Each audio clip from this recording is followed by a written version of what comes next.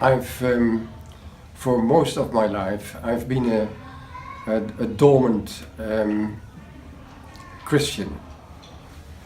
And the ups and downs, but I didn't know Jesus.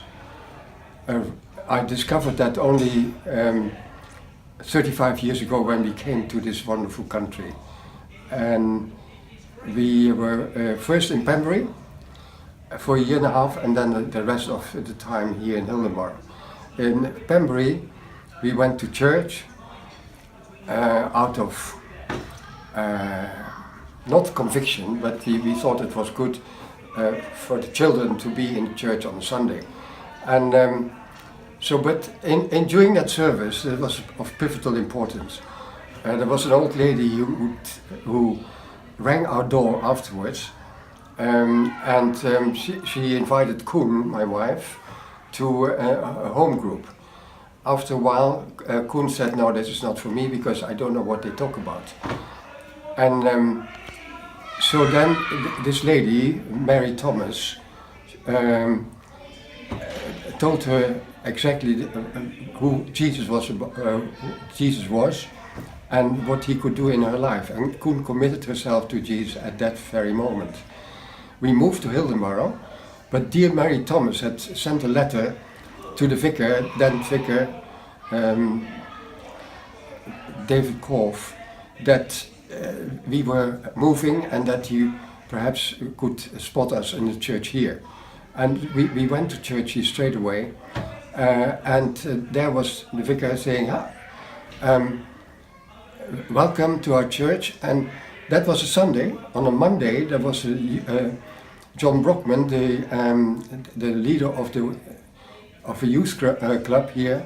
I hear you have two daughters of the age of the youth club. We have a away party, and could we invite them? And they said, after lots of hesitation, they said yes. And during that party weekend, my two daughters became believing Christians. The following day, there was John Horn at the time leading a younger group. And he said, "I believe your son fits in age-wise in the group, and we have an away weekend as well." So my son then, it's all God's plan for the family. He committed himself, and there I was, standing by myself in awe of my children and my wife. And then the same Mary Thomas, God has been using her for the whole family. She booked a small a week holiday in Bute in Cornwall. And there one evening, the local vicar, we attended the service, he said, "If you feel like making a commitment, an active commitment to Jesus, this is your chance.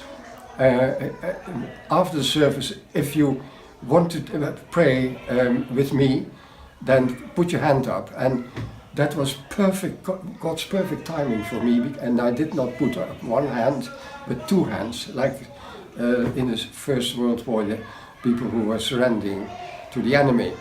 But Jesus wasn't, and has been since then, my greatest friend. And I feel the rest of my last 33 years here has been a completely changed world for me.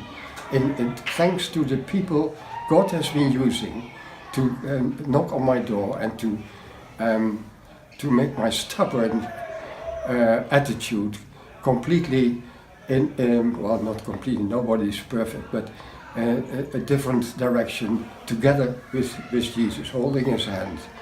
And that basically is it.